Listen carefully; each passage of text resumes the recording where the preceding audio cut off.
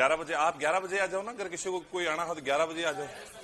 क्या दिक्कत है, एक क्लास लाइव ले लो, रूम से लाइव ले लो। मैडम यहीं से तो ऑफलाइन है तो बड़ा। आज थोड़ी हुई थी क्या? आज देखी नहीं, कल ही प्रॉब्लम हो रही थी बस। हाँ हाँ जी, नमस्कार, बात करते हैं। नमस्ते बेटा, गुड इवनिंग सभी को। कैसे हैं आप सभी? बढ़िया। एक काम करो बेटा, तुम लोग ना आगे आ जाओ, तुम आगे आ जाओ। कपिल, हाँ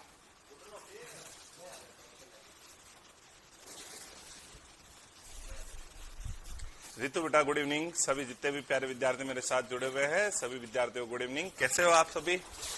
आशा करता हूँ एकदम बढ़िया होंगे, मस्त होंगे और स्वस्थ होंगे। अपन पढ़ रहे थे राजस्थान के लोक देवता, और लोक देवता टॉपिक अपना चल रहा था कल्चर में ही। मैंने कहा था आपको कल्चर का, ये अपने हिंदी क्लास चलती ना, तब अपने जो वो एक क्लास थोड़ी डिस्टर्ब चलती है। अब जैसा हिंदी क्लास आपकी शायद कल भी नहीं होगी, तो एक दो दिन है, तो अब हिंदी का वैसे भी ज्यादा यूं दिक्कत नहीं है अपने, तो तब तक अपना आराम से ये लोक देवता टॉपिक पूरा कर लेता है। उसके बाद में हिस्ट्री शुरू कर दूंगा। 1 घंटा हिस्ट्री हो गया, 1 घंटा अपने कल्चर। और कुछ वाला कह रहे कि वो 1 बजे क्या सीन चल रहा है? 1 बजे कल्चर तो चल रहा है, कल्चर में स्थापत्य कला टॉपिक चल रहा है, सीन क्या चल रहा है? 1 बजे से मेरी क्लास होती है, 1 से 2 मैं पढ़ाता हूँ। हाँ, कल से बढ़वाऊंगा मैं,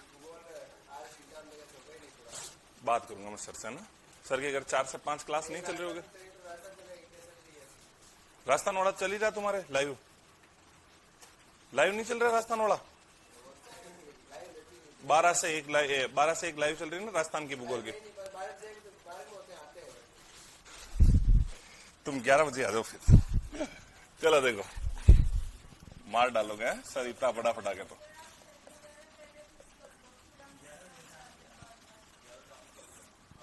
ठीक है बेटा, देखो लोक देवता टॉपिक अपना चल रहा था। लोक देवताओं में अपन ने लास्ट लोक देवता पढ़े थे। लास्ट लोक देवता के रूप में अपन ने पढ़े थे पंचपीर। 5 पीर अपने हो चुके थे। मैंने हेडिंग डलवाई थी आपको, वीर तेजा जी। आज अपन वीर तेजा जी से आगे शुरुआत करते हैं। तेजा जी के बारे में आप लोगों ने थोड़ा बहुत पढ़ा होगा। पढ़ा आपने तेजा जी के बारे में? नहीं पढ़ा कभी? कोई बात नहीं, अपन अब देखते रहे। वीर तेजा जी, लो देखो बेटा, इधर देखो रे, वीर तेजा जी के बारे में आपको क्या क्या बातें ध्यान रखनी है, वही बेसिक बातें। सबसे पहली बात कि तेजा जी महाराज का जन्म, एक तो अपने से क्या पूछा जाए, जन्म, फिर पूछा जाए कहां, फिर इनके किस परिवार में जन्म हुआ था बेटा। उतारेगा कोई बालक नहीं, सिर्फ मुझे देखेंगे।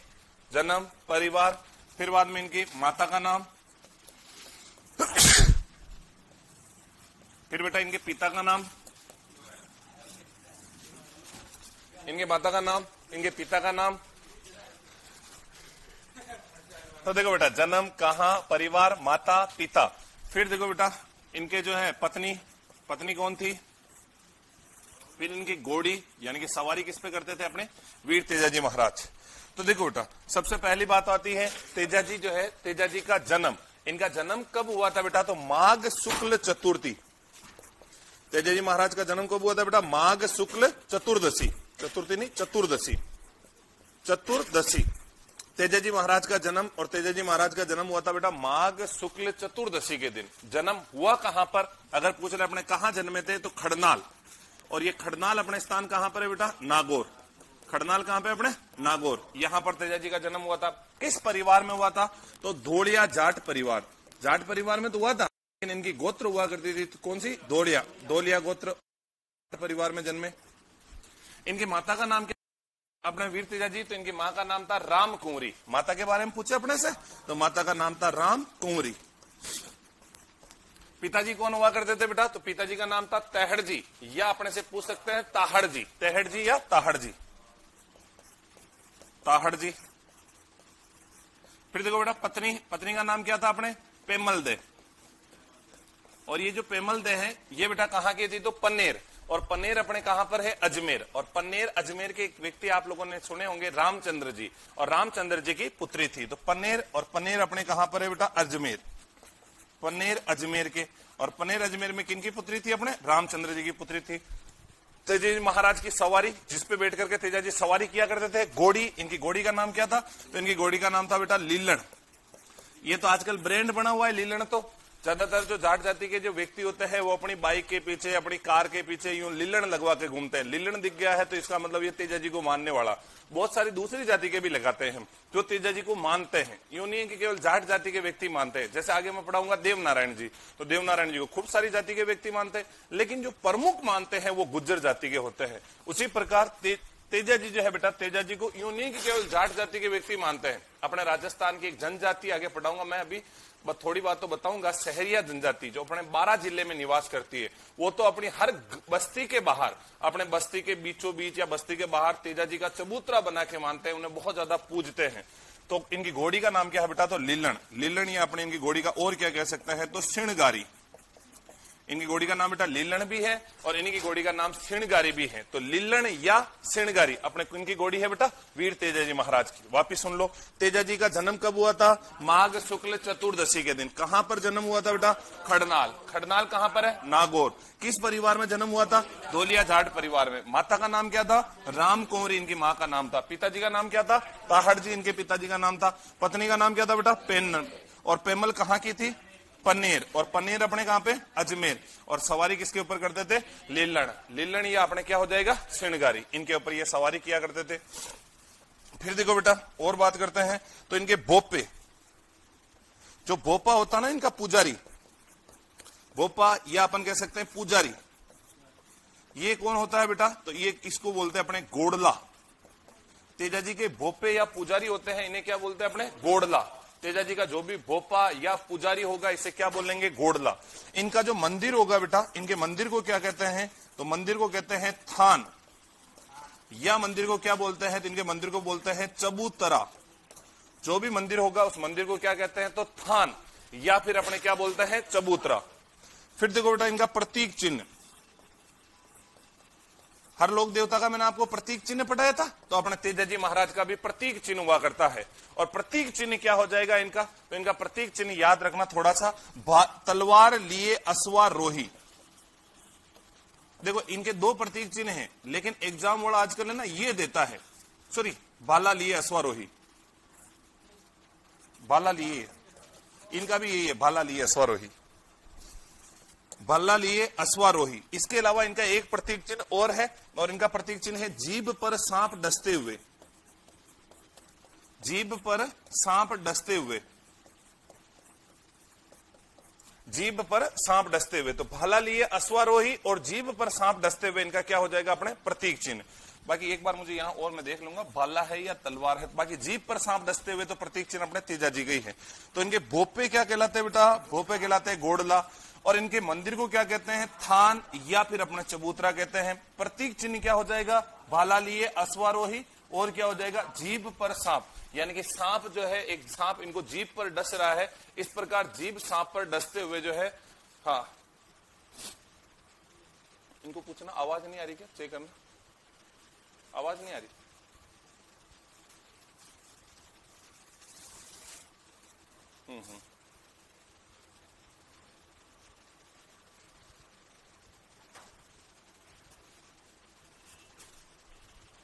एक बार तुम इनको उतारो, सेम टू सेम उतारो जल्दी।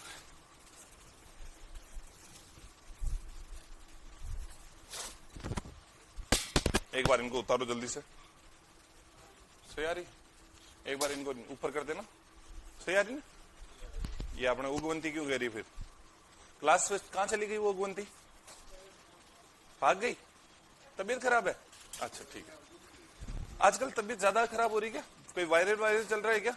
है? मौसम तो सही है, मौसम कहां खराब है? इतना बढ़िया न तावड़ा पड़ रहा है ना कुछ, इससे बढ़िया मौसम कहां मिलेगा? हाँ, यहाँ इनका जन्म में 1074 ईस्वी और लिख देना। माघ शुक्ल चतुर्थी 1074 ईस्वी।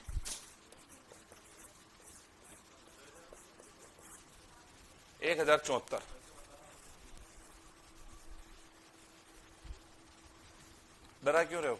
यूं क्यों कर रहे हो? इधर हटो। अच्छा, ये सामने आ रहा हूं क्या? तो प्यार से कहो ना, यूं यूं क्यों कर रहे हो?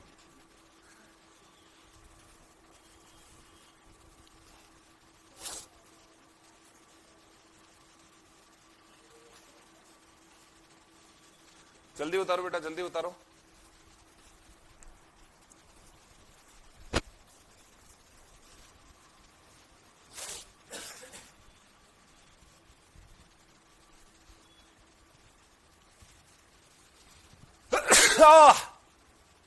Very good.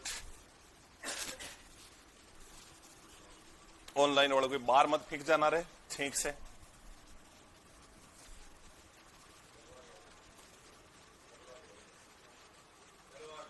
तलवारदारी है ना?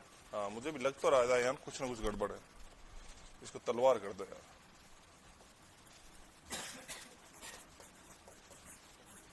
तलवार लिया स्वरोही, तू यहाँ ना, यहाँ जागा जा।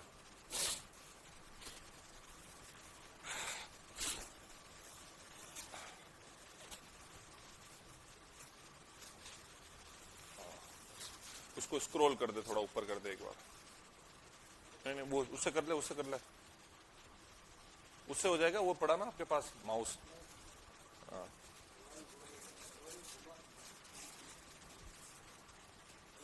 घुमा ले, वैसे हो जाएगा। हाँ बस। हाँ,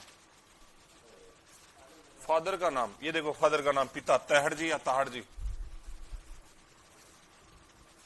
तहड़ जी या ताहड़ जी बेटा? ताहड़ जी, ताहड़ जी।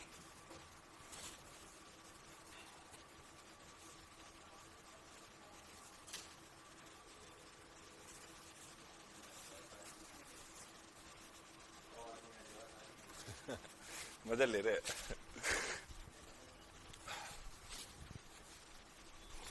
तू भी उठ के आया क्या अभी?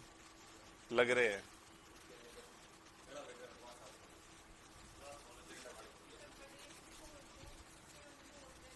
बड़े पढ़ाया तो था, ऐसे क्या करते हो? आई माता की उसको बुलाना।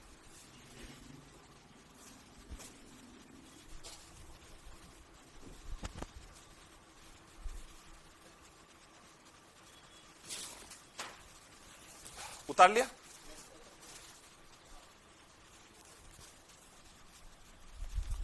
आगे देखो बेटा।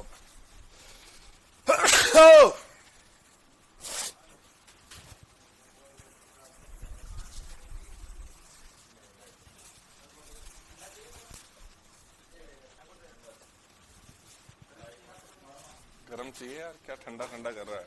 देखो बेटा, इनके जो गीत है तेजा जी महाराज के, इनके गीतों को क्या कहते हैं? एक आपसे ये पूछा जाएगा, इनके गीत जो होते हैं, इनके गीतों को क्या कहते हैं? फिर आपसे पूछा जाएगा कि इनके भोपे हुए गीत को क्या कहते हैं बेटा? तो इनके गीतों को कहते हैं तेजा टेर। और तेजा टेर जो गीत गाए जाते हैं, ये कौन से समय गाए जाते हैं? अपने बुआई के समय। बुआई के समय, जब किसान बुआई करता है तो बुआई के समय इनके गीत गाता है। इनके गीतों को क्या कहते हैं? अपने तेजा टेर। एक इनके धर्म बहन थी, और इनकी धर्म बहन का नाम क्या हुआ करता था बेटा? तो इनकी धर्म बहन का नाम था अपने लाछा गुजरी है? क्यों इन्होंने तो ये एक ही ना पहले का, इनकी कहां बताए थे? बाबू जी की बताई थी, रामदेव जी की बताई थी। रामदेव जी की डाली बाई थी, बाबू जी की देवल चारणी थी। तो देवता है तो देवता यूं धर्म बहन बनाना कोई बड़ी बात थोड़ी है क्या? यूं बना लेते थे, क्या दिक्कत है? फिर देखो बेटा, इनकी बहनें भी थी। इनकी बहने का नाम क्या था अपने? एक का नाम तो था बुगरी। पहले नाम ऐसे ही होते थे, गुगरी नहीं रखा तो बढ़िया किया। क्या नाम था अपने? बुगरी। और एक इनकी बहन का नाम था सुगना। तो बुगरी और सुगना, ये इनकी दोनों थोड़ी बहनों के नाम भी याद रख लेना। धर्म बहन लाछा गुजरी इंपोर्टेंट है, बहन का नाम बुगरी या सुगना बाई। फिर देखो बेटा, और अपने इनके बारे में क्या याद रखना है? एक इनके टाइम में एक नाग था, उस नाग का नाम याद रख लेना, आगे मैं बताऊंगा। वैसे भी बासण, जिसने इनको डसा था, बासण नाग। नाग का नाम था रे, बासण नाग था, प्राचीनतम नाम था ये। ये बढ़िया, तुम बाल के खाल खींचो। एग्जाम वाला तुम्हें पूछेगा कि यहाँ नाग कौन सा था, तुम उनसे पूछना। वो तुमसे ऐसे थोड़ी पूछेगा पता कैसे चला। एक बात बता, हद होती यार, बासण नाग था। नाग वो जो ना रूप धारण करने वाला नाग था, इच्छाधारी नाग था। वो तो परीक्षा ले रहा था तेजा जी की, तो इसलिए उसका नाम था बासण नाग। यूं हो सकता है मान लीजिए तू रविंदर है, अब तू इच्छाधारी नाग बन जाए, अब तो तेरी मर्जी आई, तब वो आजकल मूवी नहीं चलती, वो अपने सीरियल नहीं चलता नागिन, तो उस नागिन में वो कभी कभी नागिन बन जाती है, कभी कभी नाग बन जाती है, तो फिर ऐसे इच्छाधारी नाग था। अब जैसे आपने एक मूवी देखी वरुण धवन की भेड़िया, उनके शरीर में वो भेड़िया घुस जाता है, तो वो देखो वो इस प्रकार भेड़िया, इच्छाधारी भेड़न, हाँ समझा करे, हाँ समझ गया। तो इस नाग का नाम क्या था अपने, बासण नाग। ये बातें और लिख लो। फिर अपन तेजा जी के मंदिर और इनके कार्यों के बारे में देखते हैं। तो इनके गीतों को कहते हैं तेजा टेर, जो अपने बुआई के समय गाए जाते हैं। जब किसान बुआई करता है खेतों में, तो बुआई के समय इनके गीत गाता है, इनके गीतों को कहते हैं बेटा अपने तेजा टेर। इनकी धर्म बहन लाछा गुजरी, बाकी बहनों का नाम बुगरी और सुगना, और बाकी इनका नाग था उसके समकालीन बासण नाग।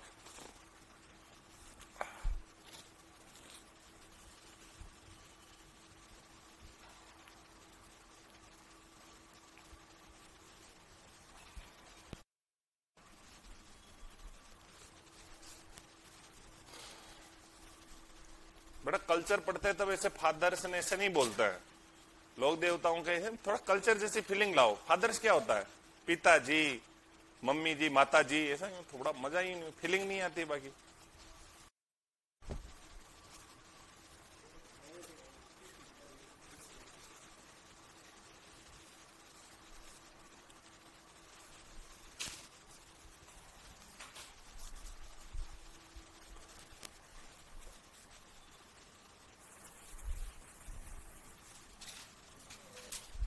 लो देखो बेटा इनके प्रमुख केंद्र।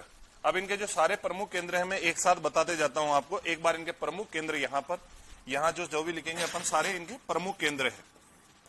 तेजाजी महाराज के जितने भी प्रमुख केंद्र हैं उन प्रमुख केंद्रों को एक बार समझना बेटा। देखो एक तो इनका प्रमुख केंद्र है खड़नाल, और खड़नाल कहां पर है बेटा, नागौर।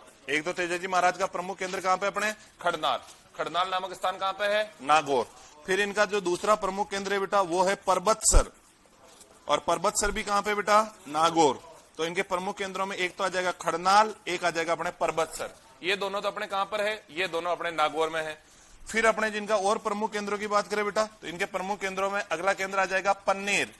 पन्नेर अपने कहां पर है, अजमेर। फिर इनका प्रमुख केंद्र बेटा भावता ग्राम, और ये भावता ग्राम कहां पर है, तो ये भी है अपने अजमेर। फिर इनका प्रमुख केंद्र आए बेटा सूरता, प्रमुख केंद्र आ जाएगा अपने सुरसुरा, ये इससे पहले सेंदरिया, और ये सेंदरिया भी कहां पर है, अजमेर।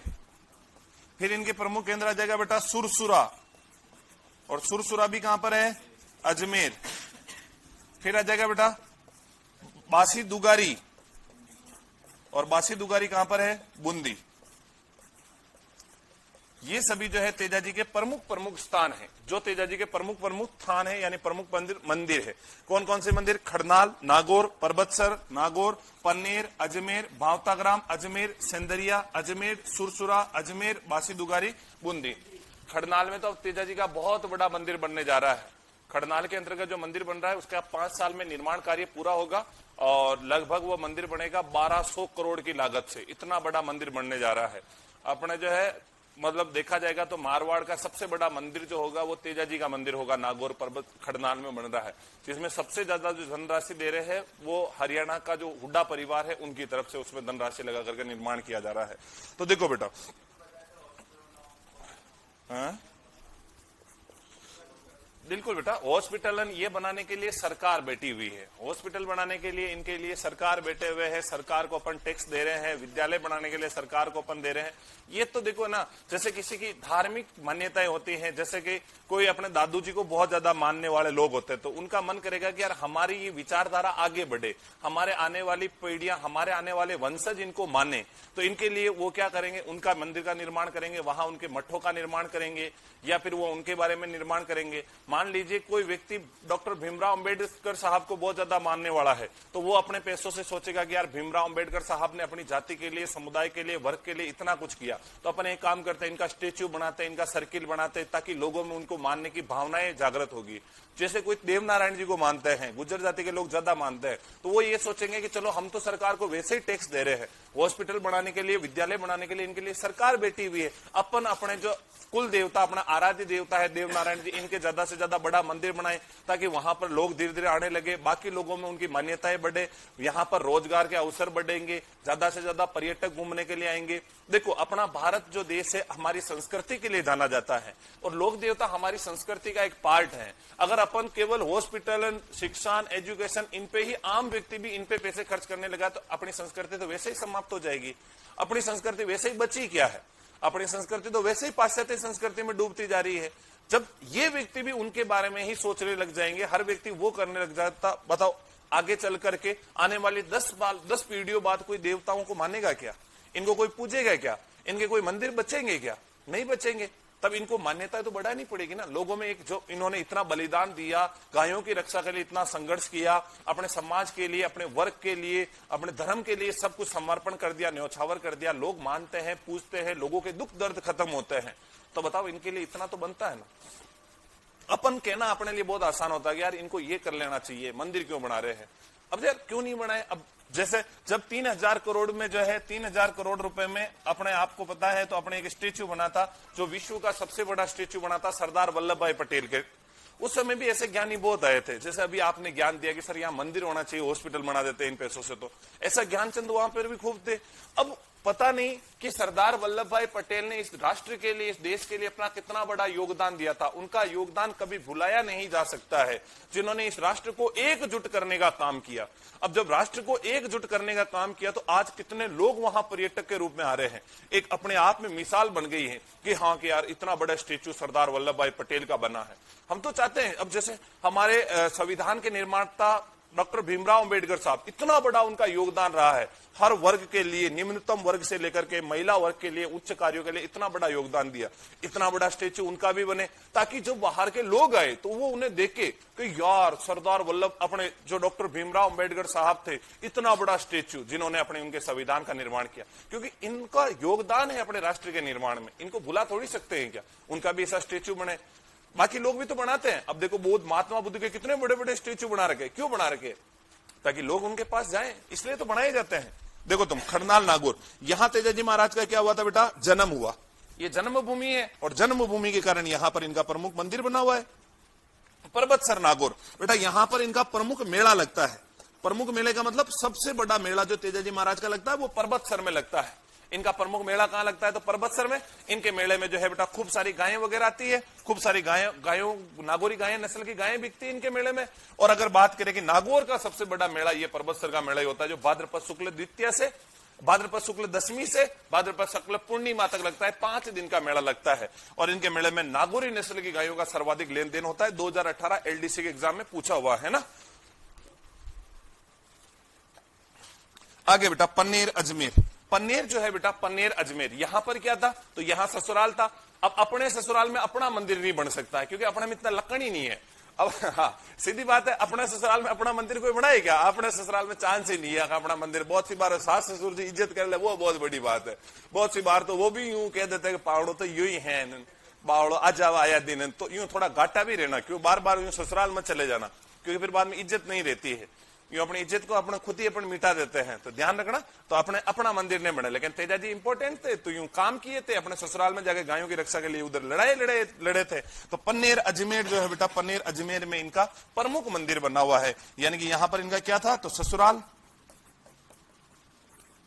कह रहा अपने ससुराल में अपनी इंसल्ट तो नहीं होती रे, ससुराल वाले यूं इंसल्ट तो नहीं करने देते। अब जैसे कोई अपने बारे में कुछ कहे, अपने ससुराल की लड़कियां अपनी जो अपनी वाइफ की जो सहेलियां वगैरह होती वो सारी आ जाती, वो कहते दिस इज माई जीजू, और माई जीजू के बारे में एक शब्द भी बोला तो ठीक नहीं रहेगा, यूं लड़ने के लिए आ जाती है। चिंटिया चिंटी भी आ जाते हैं, दिस इज माई फूफा, और माई फूफा के बारे में कुछ बोला तो ठीक भाटो फेंक दूला, मातो फोड़ दूला। हाँ तो यूं आ जाते हैं अपने यूं फूफा फूफा करते करते। मैं आपके नहीं आते? आपके नहीं आते?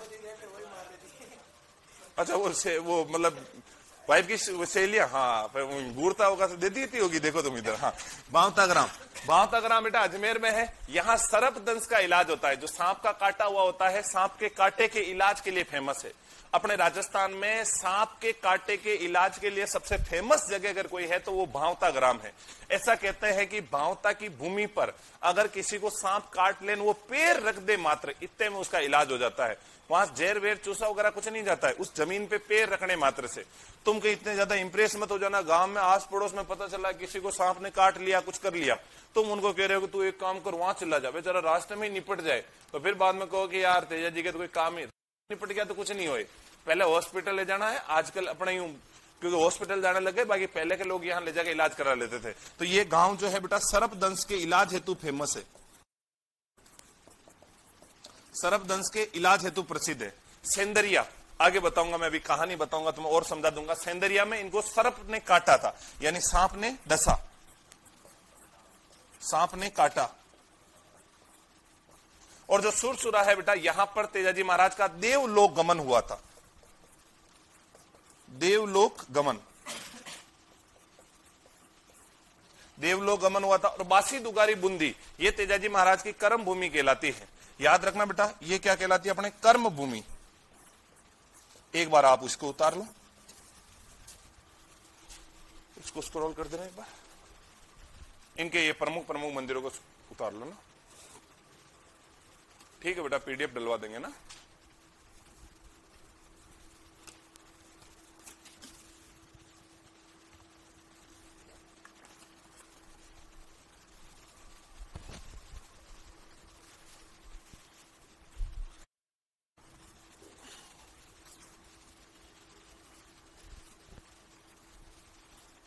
ये सभी इनके प्रमुख मंदिर कर दो या प्रमुख केंद्र कर देना।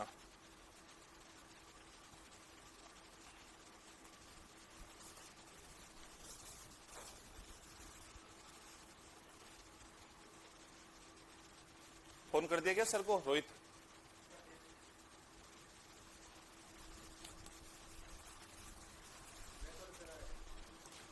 अभी नहीं, 6:30 बजे बुलाएंगे।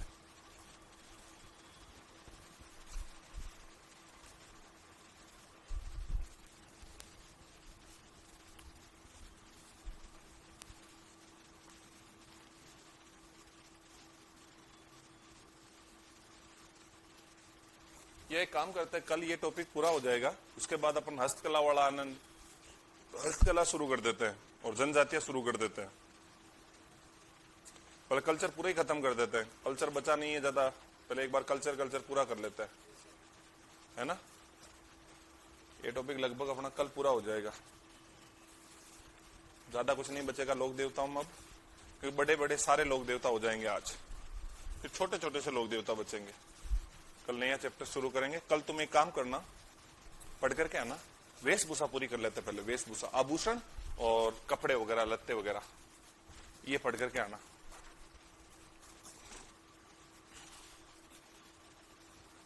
कल मैं तुम सबको कपड़े भी दिलाऊंगा एकदम नए नए, और सबको आभूषण दिलाऊंगा। चाहिए आभूषण? नहीं चाहिए? कल मैं भी श्रृंगार करके आऊंगा, कल मैं भी श्रृंगार करके आऊंगा, है ना।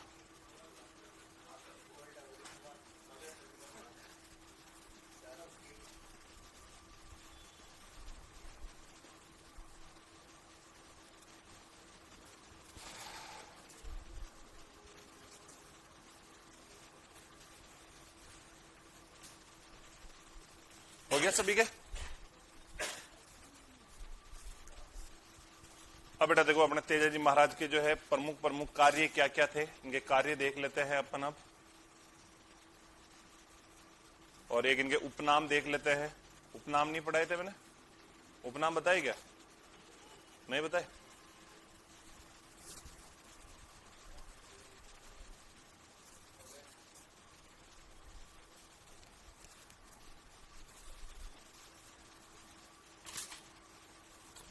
देखो बेटा, कार्य, या पहले उपनाम हेडिंग डाल देते हैं, मैं पहले उपनाम लिखा दूंगा, तो पहले थोड़ा समझ लो। पहले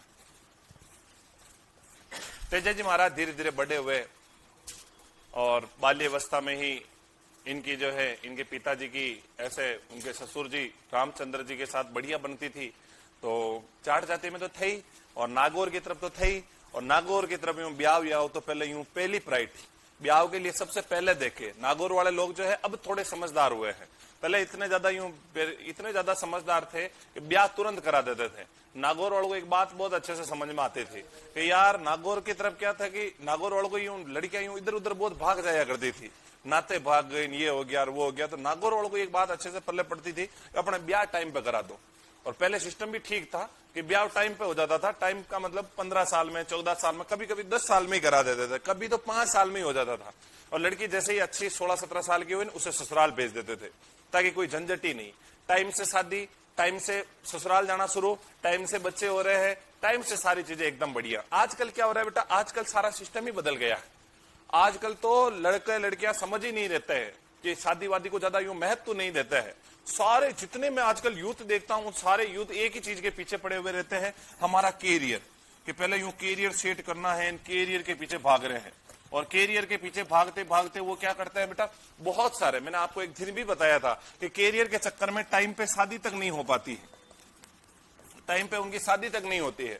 मैंने आपको कहा था कि गवर्नमेंट ने भी शादी की एक एज डिसाइड कर रखी, इतनी एज में शादी हो जानी चाहिए, लेकिन बहुत सारे लोग कैरियर के पीछे भागे रहते हैं, बावड़े से रहते हैं, शादी तक नहीं करते हैं। अब शादी नहीं करते हैं टाइम पे, लगभग तो मैंने बहुत, तो आज भी ऐसे यूथ भी, ऐसे लोग भी देखे हैं जिनकी उम्र ज्यादा तो नहीं, उनकी उम्र 29 साल चल रही है, किसी की 30 साल चल रही है, और उन्हें मैं कहता हूं कि शादी, कि यार अभी तो मतलब यूं थोड़ा कैरियर सेट कर रहे हैं, एक बार वो पैरों पे ढंग से खड़े हो जाए, उसके बाद शादी करेंगे। मैं क्यों, मारा दादा बेटी का बाप आधो बूढ़ो हो गयो, तू 30 साल की खल्ड हो गयो, आधो मारी उम्र का उगो, और अब तू और शादी कौन कर रही हो, फिर तू कर लो कद, 30 साल का हो गया, तू शादी कौन, अब तू अभी कह रही हूं मैं पेरा पे खड़ो हो जाऊं लान, फिर बाद में करो ला। अब मान ले तू पेरा पे 2 साल खड़ो, और कौन हो, फिर काय कर लो, तो वो 2 साल तक तो अभी वो ये सोचता है। फिर कोई लड़की भी देखता है तो लड़की में यूं 1000 चीजें देखता है कि यार ये नहीं है, कर्मचारी नहीं है, सरकारी नहीं है, ये नहीं है, वो इतनी सारी चॉइस देखता है।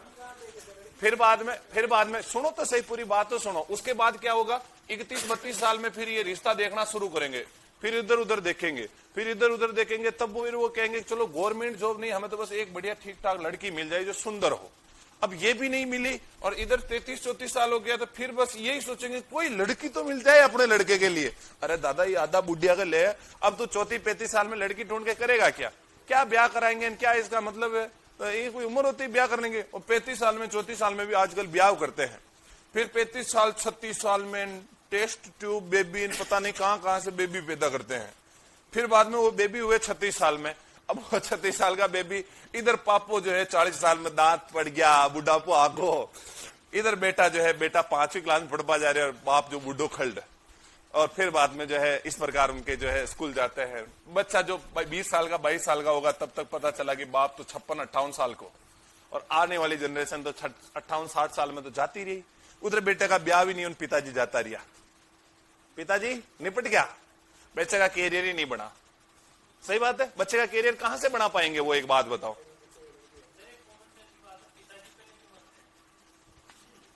बच्चा पहले मर जाए, पिताजी पहले क्यों मरे थे?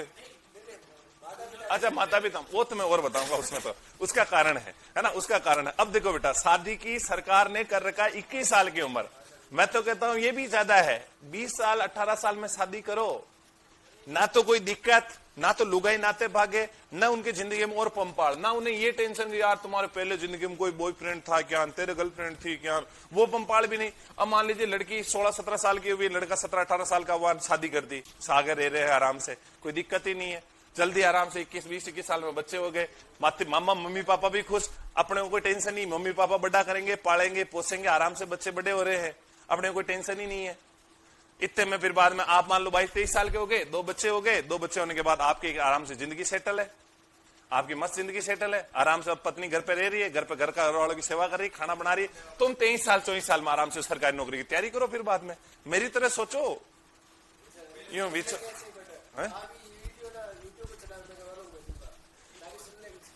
हाँ, तो यूं आप प्लान करो पूरा कि यार देखो ना, फिर भी तुम तैयारी कर सकते हो बाद में। और ऐसा नहीं कि शादी के बाद तैयारी नहीं होती है, शादी के बाद भी तैयारी होती है। आप देखो ज्योति मौर्य और आलोक मौर्य, उनके हाँ करण मौर्य, तू तो ध्यान ही रखियो, हाँ ज्योति मौर्य और आलोक मौर्य की उनकी शादी हुई थी, 2009 में, 14 साल पहले शादी हुई थी 2009 में। शादी के बाद जो है उनका थोड़ा बढ़िया वैवाहिक जीवन चला, 2 लड़कियां भी हो गई थी उनके।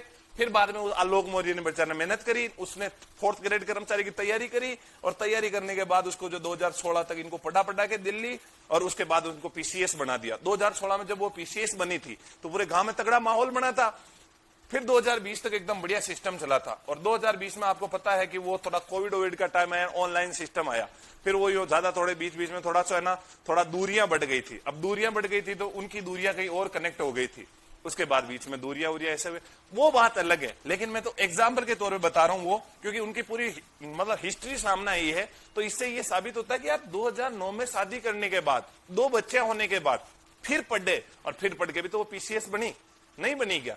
तो तुम लोग भी शादी टाइम पे कर लो यार। बेटी का हो गई, ओम हो गई। सच बताओ, हम तेरी मम्मी की सौगंध होगी, सच बता, बता नहीं हुई। अब तू कब शादी करेगा? देखो कितने साल का है, 23 साल का, अब 23-24 साल का हो गया। मतलब लेट करने से क्या मतलब, इस साल कर लो तुम। हाँ मुकेश, करण, नहीं अभी तुम तो चलो ठीक बालक जैसे लगते हो।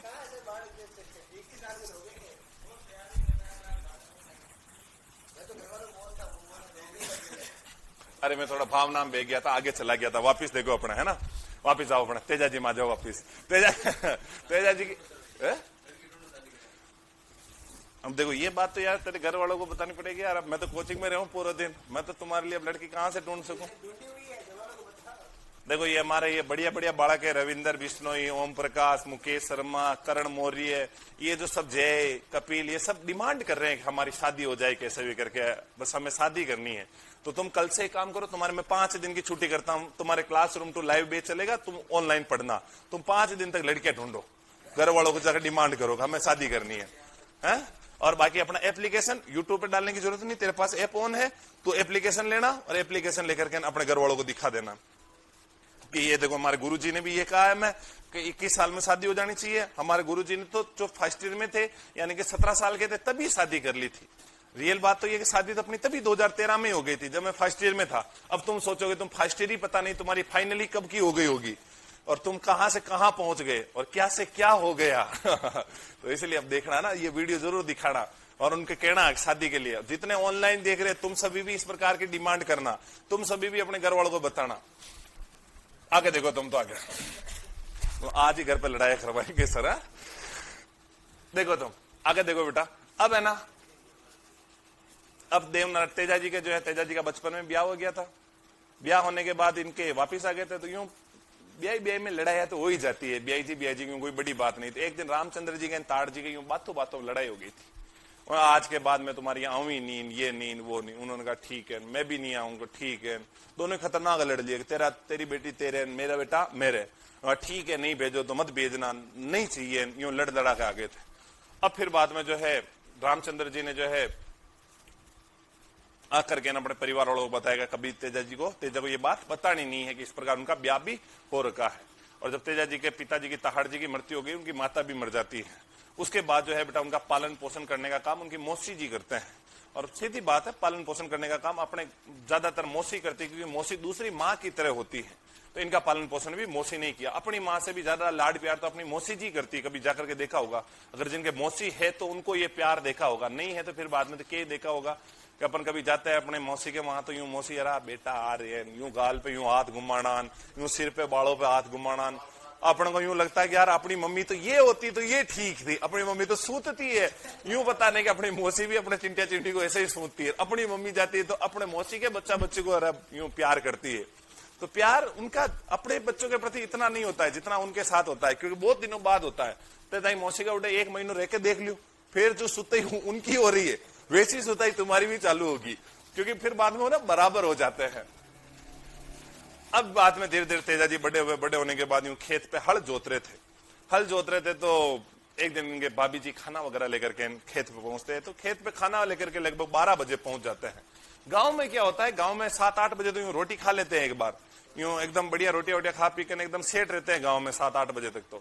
तो तेजा जी जो है बेटा, तेजा जी के क्या हुआ था, इनके भाभी जी जैसे यूं खेत पे खाना लेकर के पहुंचे, तो वहां जैसे ही गए, देखा कि तेजा जी महाराज जो हल जोत रहे। तो भाभी जी ऐसे थोड़ी होता है क्या, खाना ही टाइम पे नहीं लाते हो इसको, जो खाना ही टाइम पे नहीं लाते हो, ऐसे तो यूं थोड़ी भूखा मरे आप, जो है आपने तो ये ठीक नहीं किया। तो उन्होंने कहा कि नहीं ऐसी कोई बात नहीं बेटा तेजा, खाना वाना तो मैं लियाती टाइम पे, लेकिन थोड़ा तुम्हारे भाई साहब ने बिजी कर दिया काम में, इधर उधर हम लेट हो गए थे। उन्होंने कहा कि नहीं भाभी जी यूं ठीक नहीं रहता। तो भाभी जी को भी दिमाग खराब। भाभी जी ने कहा देखो फार बार ये बातें मत कहो, तुम्हारी भी पत्नी बड़ी हो गई, तुम्हें अगर अच्छे अच्छे फुलके खाने हैं तो उन्हें ले आओ। पत्नी बड़ी हो गई मतलब कि तुम्हारा शादी हो रही, कहाँ पन्नेर, पन्नेर कहाँ अजमेर, किन से कि पेमलदे से। जब उन्होंने ऐसी बात बता दी तो फिर बाद में तेजाजी सच में भाभी जी, फिर भाभी जी को याद आया अरे ये बात तो इनको बतानी नहीं थी। नहीं मैं तो मजाक कर रही हूँ, लेकिन अचानक यूं जोश जोश में बता दिए। और मैंने कहा था ना कि लुगाइयों के पेट में ज्यादा बात टिकती भी नहीं है। लुगाइयों के पेट में यूं बात रहे तो उन्हें आफरा और आता है कि यार ये बात मैंने कब बताऊंगी, कभी तो मौका मिले, कभी तो मैं बता दूं। अब बता तो दी। फिर बाद में तेजाजी सीधे अपनी मौसी के पास गए, मौसी को जाकर कहा कि एक बात बताओ। हाँ ब्याह हो रखा? हाँ नहीं बेटा ऐसी बात कही है, तनकुण कह दियो। नहीं मौसी सच बताओ, ब्याह हो रखा मेरा पन्नेर अजमेर में पेमलदे के साथ? उन्होंने कहा कि नहीं ऐसी बात नहीं है, कि नहीं सच बताओ। फिर बाद में उन्होंने कहा कि हाँ हो रखा, बता दिया। अब बता दिया तो बताओ, अब पता चल जाएगा अपने लुगाई है और रोटियों के फोड़े पड़ रहे हैं घर पे, रोटियों की दिक्कत आ रही है और जवान हो गए हैं, बताओ फिर अपन लेने नहीं जाएंगे क्या? जाएंगे। तेजाजी के पास 4 व्हीलर, बैठे अपनी सिणगारी पर और सीधे गड़गड़ाहट करते हुए रवाना अजमेर की तरफ। जैसे अजमेर की तरफ बेटा रवाना हुए और पहुंच गए अपने कहां पर, तो पहुंच गए थे अपने पन्नेर। और जैसे ही घर में घुसे उनकी जो सासू मां थी, सासू मां दूध दूह रही थी। अचानक घर के अंदर प्रवेश, जैसे ही घर में प्रवेश किया तो श्रृंगारी, उनकी घोड़ी का नाम वैसे तो लिल्लण था पर उसका श्रृंगार करके बहुत अच्छा रखते थे, श्रृंगार करके रखते थे, इसलिए उसका नाम पड़ा था श्रृंगारी। घुंघरू उंगरू बंधे हुए पैरों में एकदम छमछमाट करते हुए घर के अंदर प्रवेश की। तो वो गायें जो होता है ना वो घोड़े से बड़ी तगड़ी चमकती है। एकदम गाय लात मारी और सासू माँ की 32वीं बार, सासू माँ की 32वीं बार तो सासू माँ जोर जोर से शब्द वेदी बाण निकाले। वो तो अब सोचो कि लगा दे अचानक लगा दे तो दिमाग तो खराब होए, भले उनको थोड़ी पता था कि अपने दामाद जी है, पहली बार गए थे। अब जब दमादम निकाले फिर बाद में पता चला कि यार ऐसे मेरे सासू माँ तो ऐसे कहते हैं। वहीं से तेजाजी वापिस रवाना होते हैं। लेकिन उनकी जो पत्नी थी पेमलदे को पता चला कि यार ऐसे ऐसे अपनी माँ ने यूं बोल दिया उनको, और वो तो नाराज हो गए, जा रहे हैं वापिस। तब उनकी सहेली लाछा गुजरी को ये बात बताई। लाछा गुजरी का आज तू तुम्हारे जीजू को वहां अपने घर पे रोकना। फिर बाद में लाछा गुजरी उनको अपने घर ले जाती है। जब घर ले जाती तो उनके घर में पूरा एकदम यूं माहौल, गमगीन माहौल था, सब मुंह लटकाए बैठे हुए थे। फिर उनसे पूछा कि यार क्या हुआ? तेजाजी ने पूछा मेरे आने से तुम इतने दुखी क्यों? उनका दुखी आपके आने से नहीं, आपके आने से तो हमें बहुत खुशी है कि आप आए हमारे यहाँ पे। हमको तो आपको बचपन में देखा, आज वापिस देखा, लेकिन हमारे कुछ दुख और है, आपको नहीं बता सकते। तेजाजी का यार हम आपके घर के मेहमान हैं। मेहमान का मतलब आज हम के परिवार के सदस्य हैं, इस परिवार का संकट मतलब अपना संकट है, बताओ आप तो क्या बात है।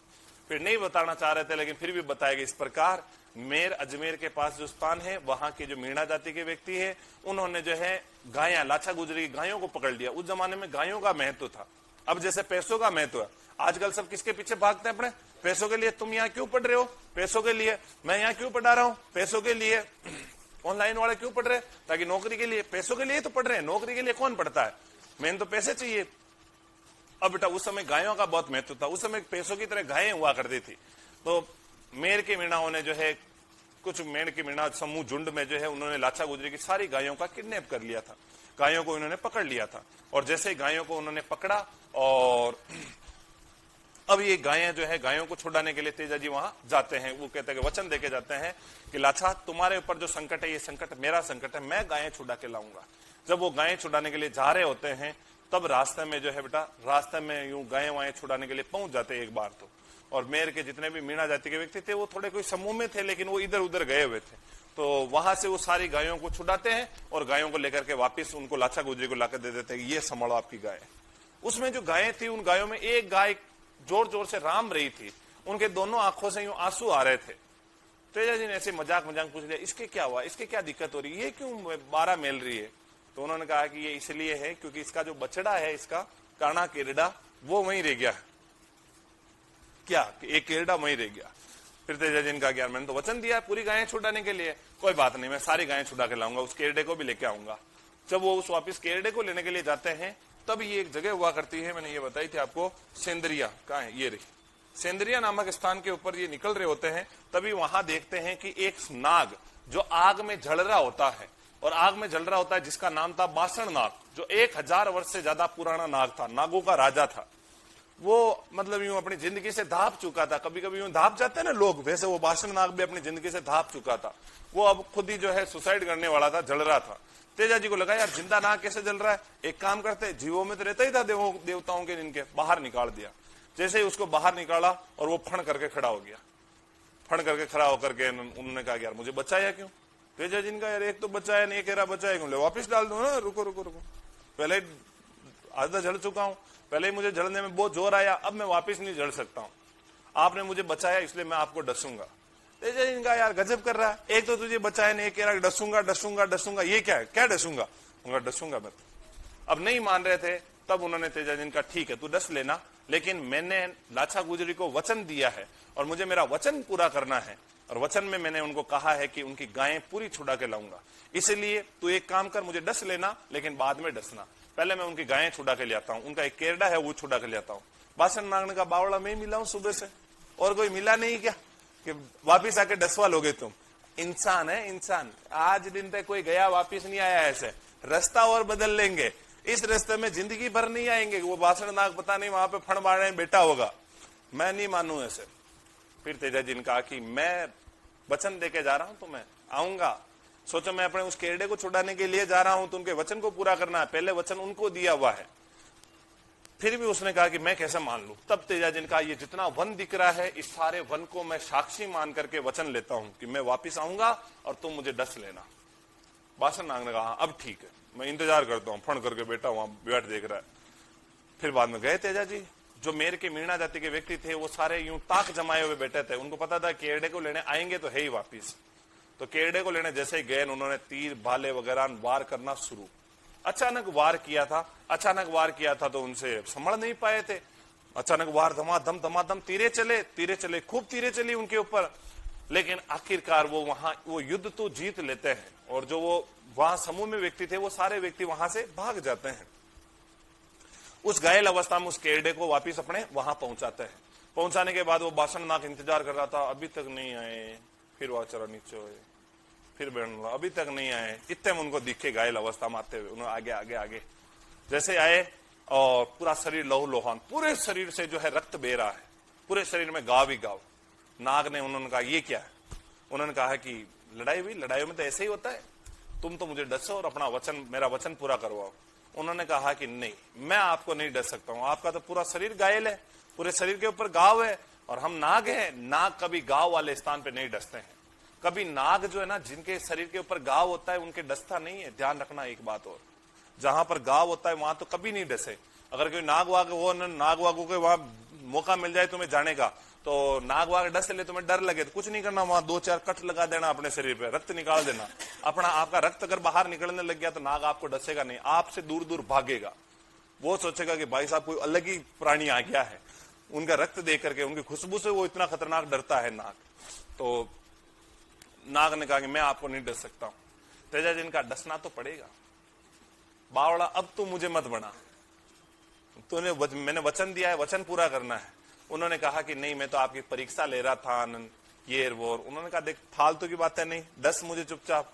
उन्होंने कहा कि चलो ठीक है मैं आपको डसूं, तो आप इतने ऊपर घोड़ी पर बैठे हुए हो और मैं नीचे बैठा हुआ हूं, मैं आपको कैसे डसूं? तेजा जी का मुझे पता था तू ये भी बहाने बनाएगा, अपना भाला गाड़ दिया कि इस भाले पे चढ़ के डस मुझे। उन्होंने कहा कि नहीं, फिर मैं आपको डसूंगा, घाव है पूरे शरीर पर, तो घाव ही घाव है। उनका मुझे पता था तू ये भी बहाने बनाएगा, तो मैं मेरी जीवा बचा के लाया हूं, मेरी जीभ के ऊपर डस।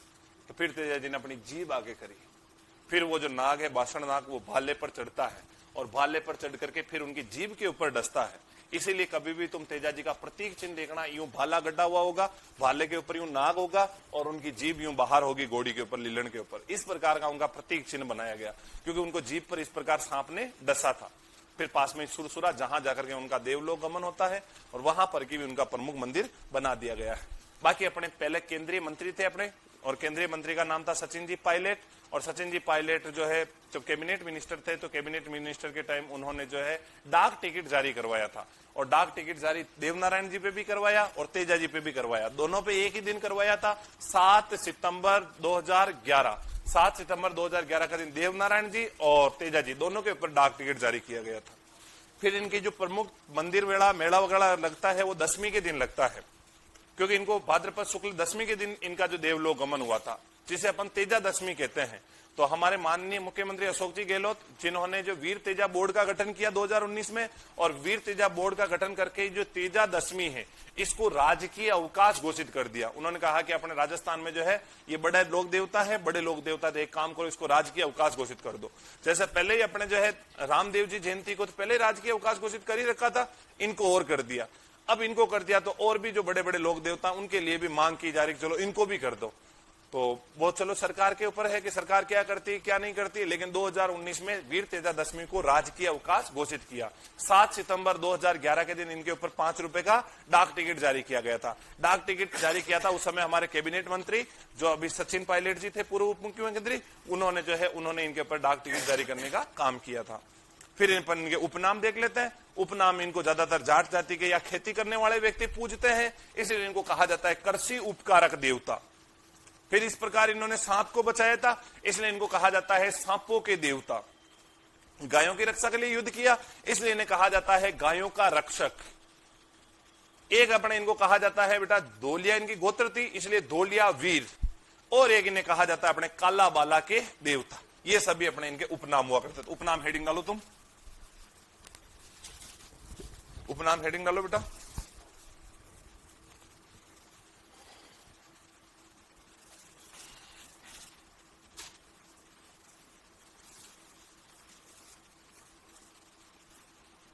अपने इनके उपनाम हेडिंग डालो।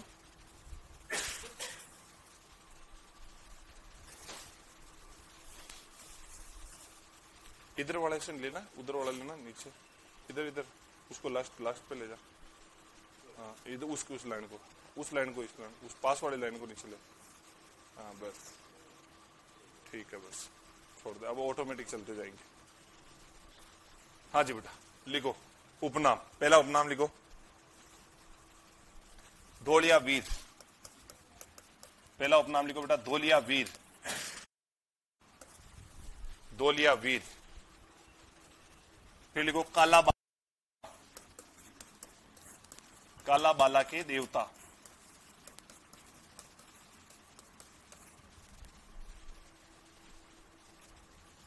फिर लिखो बेटा गायों के रक्षक, क्योंकि गायों के रक्षा के लिए इन्होंने इस प्रकार का कृत्य किया था, कार्य किया था। गायों के रक्षक, या अपने गोरक्षक भी नाम आ सकता है एग्जाम में, गोरक्षक देवता। ये मत कहना सर ये नाम तो अब लिखवाया, क्योंकि सबको कहते हैं, क्योंकि गायों के रक्षक के लिए सबने इस प्रकार संघर्ष किया था, इसलिए गायों के रक्षक उन्हें भी कहते हैं, इन्हें भी कहते हैं। और क्या बात याद रखनी बेटा, धोलिया वीर, काला बाला के देवता, गायों के रक्षक, और कहते हैं अपने कृषि उपकारक देवता, कृषि उपकारक देवता, कृषि उपकारक देवता भी कहते हैं अपने इनको।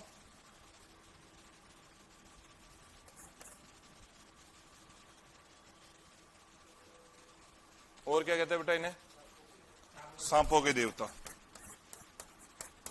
सांपों के देवता। यहां से भी हो रही है, ब्लर कर रही है यहां से भी।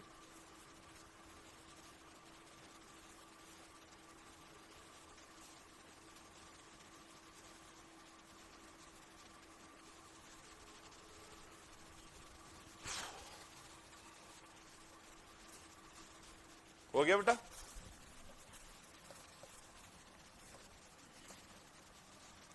अब लिखो अपने आगे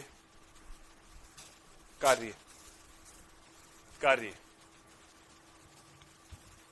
पहला कार्य लिखो गायों की रक्षा के लिए, गायों की रक्षा के लिए, गायों की रक्षा के लिए मेर के मीणाओं से, मेर के मीणाओं से युद्ध किया। गायों की रक्षा के लिए मेर के मीणाओं से युद्ध किया। मेर अजमेर के अंदर स्थान है, ब्यावर अजमेर वाला बाग। मेर के मीणाओं से युद्ध किया। सेंदरिया में, सेंदरिया में बासण नाग को, सेंदरिया में बासण नाग को बचाया।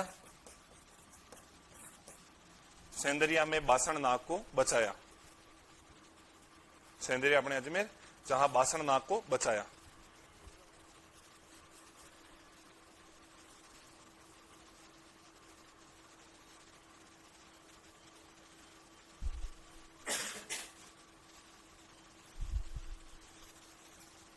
सेंदरिया में बासण नाग को बचाया। आगे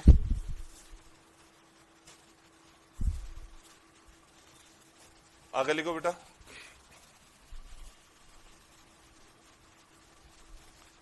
सात सितंबर 2011 को इन पर 5 रुपए का डाक टिकट जारी किया गया।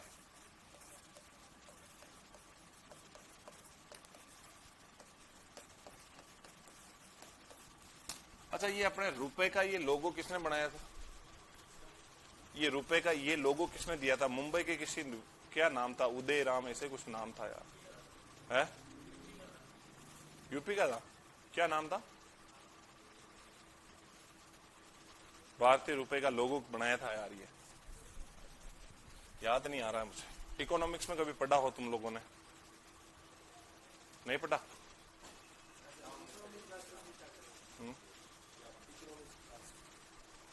हाँ, मैं इकोनॉमिक्स के लिए एक बात तुम्हें बताना भूल गया। देखो बेटा, इकोनॉमिक्स के लिए अपने जो सबसे बढ़िया टीचर है वो है अपने ओपी जगुका जी, जिनकी खुद की किताब चलती है।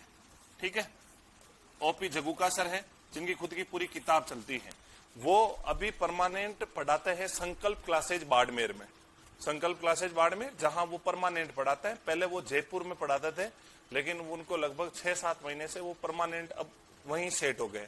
लेकिन वो जो संकल्प क्लासेज बाड़मेर में जो प्रेम जी राजपुरोहित सर है, वो मेरे बहुत अच्छे संपर्क में है। तो मेरी उनसे परसों ही बात हुई थी। मैंने कहा सर इस प्रकार मेरे बच्चों का कोर्स करवाना है। उनके वहां पे क्या अभी 3-4-5 आरएस के बैच चल रहे हैं, और 4-5 आरएस के बैच चल रहे हैं, तो वो सेट नहीं हो पा रहे हैं। मैं आपको बताऊं, ये देखो, ये मैंने ओम जी ये ओपी जगुका जी में आपकी कल 2 तारीख के दिन मेरी बात हुई थी इनसे। 2 तारीख के दिन मेरी 6 मिनट बात हुई थी। आज मेरी वापिस उनका सुबह कॉल आया था। अभी मेरी 1 बजे उनसे 6 मिनट और 59 सेकंड बात हुई थी। मैंने उन सर को कहा था मुझे इकोनॉमिक्स का कोर्स कराना है, क्योंकि मेरा हिंदी का कोर्स एक बार पूरा होने है, और आरएस प्री का एग्जाम भी आ रहा है, और बाकी एग्जाम भी है, मैं सब में इकोनॉमिक्स आएगी। कितने घंटों में हो जाएगी? उन्होंने कहा कि उस हिसाब से करवाए आरएस वाले अकॉर्डिंग और पीएसआई के अकॉर्डिंग, तब तो उसमें आपके इकोनॉमिक्स में लगभग घंटे लगेंगे, 60 घंटे। 60 घंटे के आसपास इकोनॉमिक्स पूरी होगी, जिसमें इंडिया, वर्ल्ड और राजस्थान तीनों की पूरी होगी इकोनॉमिक्स, क्योंकि तीनों की होती है। बाकी जो टीचर्स पढ़ाते हैं अपने खनिज, पशुधन, ये जनसंख्या नहीं है, ये इकोनॉमिक्स का पार्ट है। जैसे ज्योग्राफी वाले सर भी पढ़ा लेते हैं, कोई दिक्कत नहीं, ये भी आपको पढ़ाएंगे। लेकिन तुम्हारे इसके अलावा जैसे बैंकिंग, सहकारिता, बजट, वो सारी चीजें भी वो उसमें आती है सिलेबस में, तो 2nd ग्रेड में भी आती है। इसके अलावा पीएसआई में भी आती है, 1st ग्रेड में भी आती है, आरएस में भी आती है। तो वो सर यहाँ पर तो आना उनका पॉसिबल हो नहीं पा रहा है। मैं यहाँ पर एक बार और किसी दूसरे टीचर से भी मैं और करवाऊंगा। उनकी क्लास कल या परसों से उनकी क्लास एप्लीकेशन में, अपने एप्लीकेशन में वहीं से बाड़मेर से वो लाइव लेना स्टार्ट कर देंगे। वहीं से बाड़मेर से वो लाइव लेना स्टार्ट कर देंगे। तो तुम लोग जो है 1-1 घंटा निकाल करके वो क्लास भी डेली का डेली नोट करते जाना। उनकी क्लास जैसे जैसे होगी वैसे वैसे तुम 1-1 क्लास डेली की डेली जो है उसको पूरी करते जाना, ताकि तुम्हारी जो इकोनॉमिक्स है बेटा, वो इकोनॉमिक्स लगभग आपकी इकोनॉमिक्स पूरी हो जाएगी। और इकोनॉमिक्स क्योंकि ओपी सर की खुद की बुक चलती है, बहुत गजब का पढ़ाते हैं। बाकी मैं यहाँ से जो कोई मास्टर तो लगा लूंगा ना, यहाँ के मास्टरों में उतना वाला दम नहीं है। फिर क्या एक आध ढंग के मास्टर है इकोनॉमिक्स के, तो वो फिर बड़ी कोचिंगों में सेटल्ड है, वो ऐसे नहीं आ सकते स्प्रिंग बोर्ड में, उत्कर्ष में, वो परमानेंट फैकल्टी है, तो उन फैकल्टी को वो आने नहीं देते हैं यहाँ पे। बाकी अपने ये बीएस राजावत जी ये पढ़ाते हैं, पर ये क्या कि सेटिस्फाई नहीं करेंगे, इतना ढंग से नहीं पढ़ाएंगे। ओपी जगुका जी बहुत गजब का पढ़ाते हैं। तो एप्लीकेशन है कौन से, वो तो गए, वो तो वो भरतपुर चले गए, वो होते तो मैं उनसे करवा देता, पर वो भी यहाँ नहीं है, प्रहलाद भी नहीं है। हाँ? टाइमिंग का तो बता देंगे, अब जैसे उनका सेटल होगा, जैसे शाम के टाइम पे या जो भी होगा। अगर लाइव नहीं ले पाएंगे तो रिकॉर्ड हो जाएगा, आप रिकॉर्डेड भी देख सकते हो वीडियो में, कोई दिक्कत नहीं आएगी आपको। लाइव देख, हाँ शुरू से पहले वीडियो से चलेगी उनकी।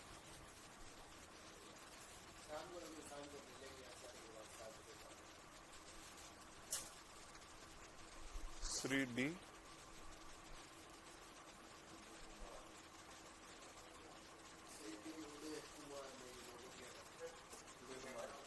अच्छा उदय कुमार, मैं कह रहा था ना उदय उदय ऐसा ही कुछ नाम है, मुझे याद नहीं आ रहा था। श्री डी उदय कुमार ने, अच्छा ये रुपए का लोगो अपने श्री डी उदय कुमार ने दिया था। तो तुम्हारी इकोनॉमिक्स की क्लास है ना, कल परसों से शुरू हो जाएगी एप्लीकेशन में। इकोनॉमिक्स तुम लोग पढ़ लेना, इतना सपोर्ट तो तुम भी कर ही सकते हो ना, इतना नहीं कर सकते हो क्या अपने लिए, संस्थान के लिए, और बाकी अपन करेंगे, क्या दिक्कत है। पर पढ़ना भी है, यूं नहीं हो कि पढ़ो ही नहीं। सच बताऊं मैं, आप लोगों की सौगंध, वो जो सर वहां से लेंगे ना, 1200 रुपए 1 आवर घंटे की क्लास के पैसे प्लस 500 रुपए 1 घंटे के स्टूडियो का चार्ज है, मेरे एक क्लास 1700 रुपए की पड़ेगी, एक क्लास 1700 रुपए की पड़ेगी। वो क्लासें होगी उनकी कम से कम 50 से 60, और 50 से 60 क्लास का मतलब वो कोर्स जो होगा उनका ओपी गुका जी का, वो कोर्स होगा 1.25 लाख से 1.5 लाख के बीच में। अब तुम कल्पना कर सकते हो क्या 1.25 से 1.5 लाख रुपए फीस की अपने बेच से भी नहीं आई होगी। पर कोई बात नहीं, अपने तो ये ऑनलाइन वाले बालकों की कृपा दृष्टि है देखो तुम आगे, तो इनको तो कराना ही है बढ़िया। 5 रुपए जो है, 5 रुपए इनके ऊपर डाक टिकट जारी किया गया था, और इनके ऊपर जो है बेटा कब डाक टिकट जारी किया गया था, 7 सितंबर। और क्या बात याद रखनी, तो 2019 में माननीय मुख्यमंत्री श्री अशोक गहलोत, देखो भाई अब मैं तो कोई भी पार्टी अपने लिए अभी वो मुख्यमंत्री, रेस्पेक्ट देना बहुत जरूरी है। माननीय मुख्यमंत्री श्री अशोक गहलोत जी, गहलोत ने तेजा दशमी को राजकीय अवकाश घोषित किया, राजकीय अवकाश घोषित किया।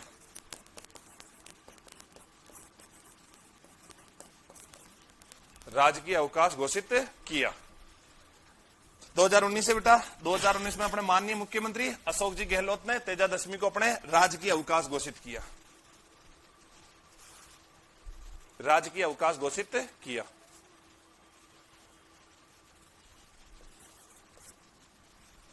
और क्या बात याद रखनी इनके बारे में, और क्या बच गया, 1-2 लाइनें और है, लिखो। 12 जिले में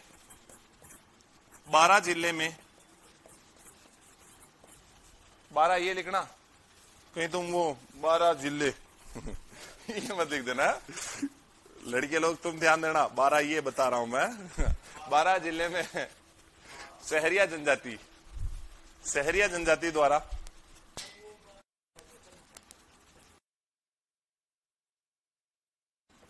अरे बोलने में तो अपन 12 ही बोलते हैं यार, क्या इतना लोड लेते हो। सहरिया जनजाति द्वारा 12 जिले में सहरिया जनजाति द्वारा अपनी बस्तियों में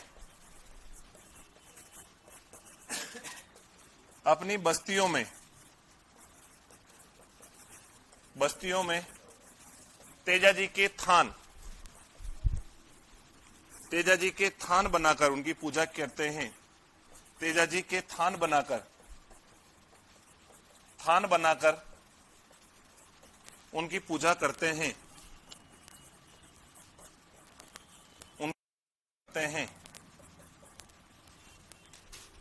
तेजा जी के थान बनाकर उनकी पूजा करते हैं।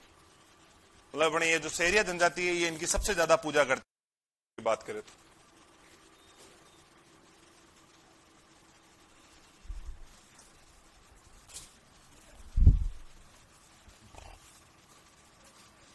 एक लाइन और लिख देना, नोट। अजमेर जिले में सर्वाधिक पूज्य लोक देवता, अजमेर जिले में सर्वाधिक पूज्य लोक देवता, अजमेर जिले में सर्वाधिक पूज्य लोक देवता है।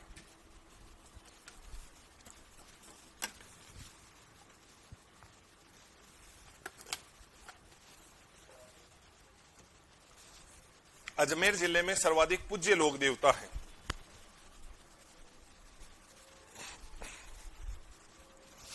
हो गए तेजा जी, पूरे हो गए। अगले देवता हेडिंग डालो अपने देव नारायण जी। देव नारायण जी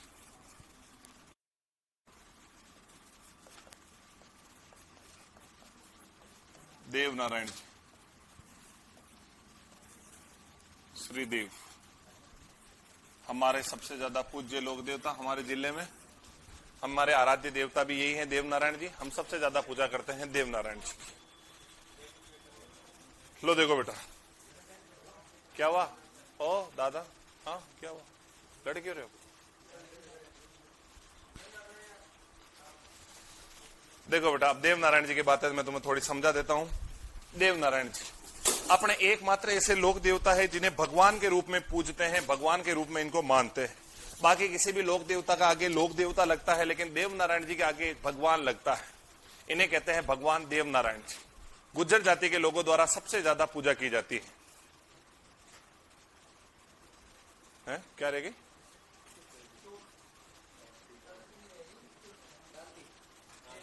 हाँ, ताती रह गई, कोई ना। तेजा जी की ताती जो है, अपने नाग वगैरह डसते हैं तो उनके जो वो धागा बांधा जाता है उसे ताती कहता है। कोई ना बेटा, ऐसे कोई छोटी मोटी चीज रह जाए तो संजय लोड नहीं लेना। क्या नाम? सोनिया।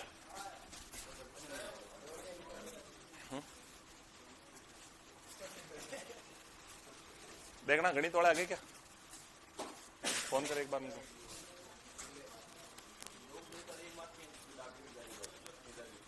नहीं, 2011 में उनके ऊपर भी जारी कर दिया ना, देव नारायण जी पे भी।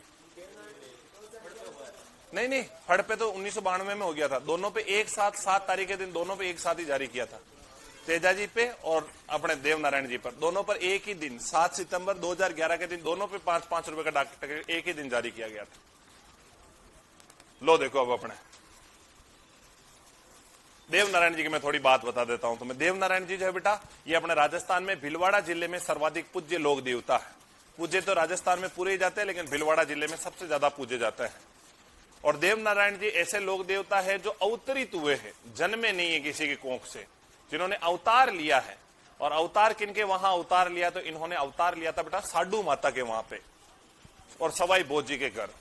देखो, ये साडू माता और सवाई भोज क्या है, मैं पहले तुम्हें वहीं से समझाने का प्रयास करता हूं। अपने भीलवाड़ा के अंतर्गत एक जगह हुआ करती है बेटा, आसिंद, जहां पहले उसको गोटा दत्तावण के नाम से जानते हैं, गोटा नगरी के नाम से भी जानते थे आसिंद वाले जाग को। पहले उसे गोटा नगरी भी कहते थे, उसे गोटा दत्तावण भी कहते थे। और देव नारायण जी पहले लोक देवता है जिनके ऊपर मूवी भी बनी थी। नाथू सिंह गुर्जर ने देव नारायण जी का रोल निभाया था।